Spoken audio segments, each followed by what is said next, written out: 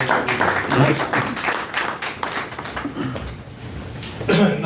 صلی اللہ رسول کریم بسم اللہ الرحمن الرحیم۔ شمشاد مانگڑ صاحب تحسین کے مستحق ہیں اور اس لیے بھی کہ صحافت کرنا اور جس طرح کی مانگڑ صاحب صحافت کرتے ہیں ایک بڑا مشکل اور وہ ایک دبنگ انداز میں کرتے ہیں اور بے شمار لوگوں کو اس کا اندازہ نہیں ہے سوائے خوشنود علی خان کو کہ آپ جب جرأت سے صحافت کرتے ہیں تو اس کے مضمرات کیا ہوتے ہیں، آپ کو اس کی قیمت کتنی ادا کرنی پڑتی ہے، اور جن لوگوں کو ان کاوشوں کا ان مشکلات کا علم ہے وہ یقیناً خوشنود علی خان ہوں، شمشاد مانگڑ صاحب ہوں یا اور کتنے ہوں، ان کو عزت کی نگاہ سے دیکھتے ہیں، تحسین کرتے ہیں اور فیل کرتے ہیں کہ یار یہ لوگ کتنی مشکل سے زندگی گزارتے ہیں۔ بظاہر تو نام ہوتا ہے، لوگ بڑا بہت کچھ کہتے ہیں، لیکن یہ پتہ ہوتا ہے کہ جب ان پہ مشکل آتی ہے، برا وقت آتا ہے تو خود ہی اس کو بھگتتے ہیں۔ جہاں تک کتاب کا تعلق ہے، امریکی سازش مانگڑ صاحب نے لکھی ہے، سچی بات ہے ایک بڑی کتاب ہے اور یہ اس قوم پہ احسان ہے۔ میں نے یہیں اس کتاب کو تھوڑا سا کھول کے دیکھا ہے اور ایک بڑی کتاب ہے، یہ کوئی روایتی کتاب نہیں، ایک تاریخی کتاب ہے اور رکھنے والی ہے اور پڑھنے والی ہے، اس لیے کہ لوگوں کو امریکی سازش کا اندازہ نہیں کہ کس ملک میں اور کہاں ہوتی ہے اور کیسے ہوتی ہے۔ جس دور میں بھی کوئی آدمی کہتا ہے کہ میرے خلاف امریکی سازش ہوئی تو لوگ اس کا مذاق اڑاتے ہیں، لیکن جب وقت گزر جاتا ہے وہ آدمی پس جاتا ہے، یہ اظہار کرنے پر جب اس کے اوپر پابندیاں ظلم زیادتی ہوتی ہے اس وقت اس کی کوئی ساتھ نہیں دیتا۔ میں تعمیر اخبار جوائن کی تھی 1974 میں، تو ابھی دفتر گیا تھا، کچھ سویا تھا تو گھر کا فون لگا ہوا تھا، تو میرے عثمانی صاحب ایڈیٹر تھے، تو انہوں نے مجھے فون کیا، بیل بجتی گئی تو نہیں ان کو آئی ہوئی تھی، پر میں نے اٹھایا تو مجھے کہتے کہاں ہو، میں نے کہا جی سو رہے، کہتے فوراً پہنچو، تو میں نے کہا کہتے دفتر آ جاؤ، فوراً دفتر آ جاؤ۔ میں نے موٹر سائیکل ایک پرانا سا ہوتا تھا یاما نکالا اور دفتر پہنچا، تو انہوں نے مجھے کہا کہ ابھی بھٹو آ رہا ہے، یہ امریکن سینٹر ہوتا ہے صدر میں امریکن سینٹر، ان کا یہ وہاں بھٹو آ رہا ہے، وہ تقریر کرے گا، تم نے ایک ایک لفظ لکھ کے لانا ہے۔ تو میں وہاں پہنچا تو 200-250 آدمی تھے، تو ذوالفقار علی بھٹو صاحب آئے اور سامنے امریکن سینٹر تھا، تو انہوں نے لہرایا اور وائٹ ایلیفینٹ اور یہ ایلیفینٹ اور یہ وہ ساری باتیں کی۔ تو خیر خبریں چھپی کہ جناب امریکہ ذوالفقار علی بھٹو کے خلاف سازش کر رہا ہے۔ تو برقی صاحب ہوتے تھے پاکستان ٹائم میں، انہوں نے پاکستان ٹائم میں اور بڑا لکھا، حالانکہ وہ حکومتی اخبار بھی تھا، لیکن انہوں نے لکھا کہ جھوٹ بول رہا ہے اور یہ کر رہا ہے وہ کر رہا ہے، ٹھیک ہے۔ ہم نے تعمیر اخبار میں خلیل لگائی کہ امریکہ سازش کر رہا ہے۔ اسی طرح جب ضیاء الحق کو اس بات کا یقین ہو گیا کہ امریکہ اس کے خلاف سازش کر رہا ہے، تو ضیاء الحق صاحب نے اس کا ایک طریقہ کیا کہ میں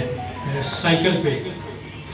سائیکل چلاؤں گا، لہٰذا انہوں نے سائیکل یہاں سے فوارہ چوک سے راجہ بازار سے چلا کے اور آخر تک جو مولانا غلام اللہ صاحب کی مسجد ہے وہاں تک گئے، 5-7 سائیکلیں تھیں، ہم بھی پہنچے، تو وہاں پر انہوں نے گفتگو کی کہ امریکہ میرے خلاف سازش کر رہا ہے۔ جب سائیکل وہاں پر پہنچی تو ہزاروں لوگ جو ہے وہ بیت اللہ پر کچھ لوگوں نے قبضہ کر لیا اور سارے اسلام آباد سے لوگ امریکن ایمبیسی جانا شروع ہو گئی، اور امریکن ایمبیسی وہ تو چلے گئے، پھر امریکن ایمبیسی گئے۔ اس وقت بھی لوگوں نے کہا کہ یہ ضیاء الحق ڈاؤٹ ہے امریکہ کا اور جھوٹ بول رہا ہے۔ تو امریکہ کا یہ کام کہ لوگوں کو پہلے لانا، ان سے کام لینا، پھر جب وہ اس کے خلاف سازش کرتے ہیں تو وہ جب بات کرتے ہیں تو لوگ ان کی بات مانتے نہیں۔ دنیا میں 3-4 انقلاب ہیں میری ناقص رائے کے مطابق، موزے تنگ کا لے لیں، امام خمینی کا لے لیں، ہٹلر کا بھی آپ کہہ لیں، یہ 4-5 انقلاب ہیں جو کامیاب ہوئے، جیسے بھی ہوئے جتنے بھی ہوئے، لیکن کوئی آدمی یہ کہے کہ وہ انقلاب خود آرگن کر لے گا، خود کھڑا ہو جائے گا اور انقلاب، یہ ہو نہیں سکتا۔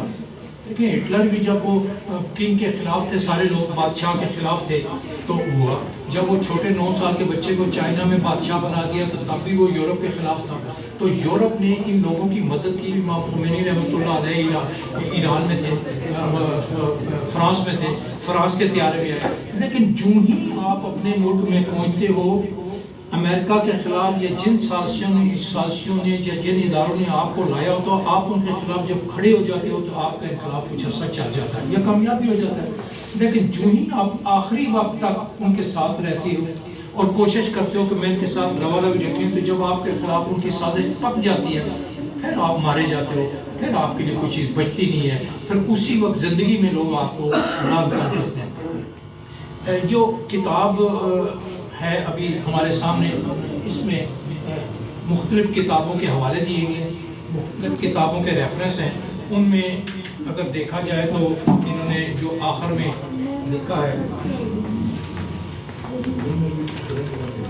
کہ کہاں سے انہوں نے لیا ہے، دیکھیں اولیاء مقبول جان صاحب ہیں، حذیفہ ہاشمی ہیں، شجاعت حسین ہیں، جو شجاعت ذوالفقار بھٹو ہیں، عائشہ صدیقہ ہیں، ایر ماشاء اسد خان ہیں، گلت اللہ شہاب ہیں، ایلن بی گولکر ہیں۔ یہ جتنے بڑے لوگ ہیں آپ اندازہ نہیں کر سکتے کہ ان کی جو کتاب ہے اس کے پیچھے 50 سال کی ریاضت ہے، تجربہ ہے، اور اگر 50 کتابوں میں سے 50 سال کی ریاضت کرنے کے بعد ایک آدمی نے یہ کتاب نکال دی ہے تو اس کتاب کی کتنی اہمیت ہوگی، کتنی برکت ہوگی، اس کا اندازہ اس بات سے لگایا جا سکتا ہے کتنی اہم کتاب۔ میری اپنی 6 کتابیں ہیں، میں نے پی ایچ ڈی کیا ہے، اور قومیت پہ میں نے ریسرچ کیا کہ قوم کیا ہے، قومیت کیا ہے، ثقافت کیا ہے، کلچر کیا ہے، اس پہ میں نے خاصے ریسرچ کیا ہے کتابوں میں اس پہ۔ تو یہ اتنی بڑی ریسرچ کر کے سچی بات ہے، یہ کتاب بہت ہی اہم ہے، اور اگر اس کا انگریزی میں ترجمہ ہو تو اس کو ایوارڈ بھی ملنا چاہیے، بہت بڑی کتاب ہے، اور اس لیے میں سلام پیش کرتا ہوں جناب باگڑ صاحب کو، بہت بہت شکریہ۔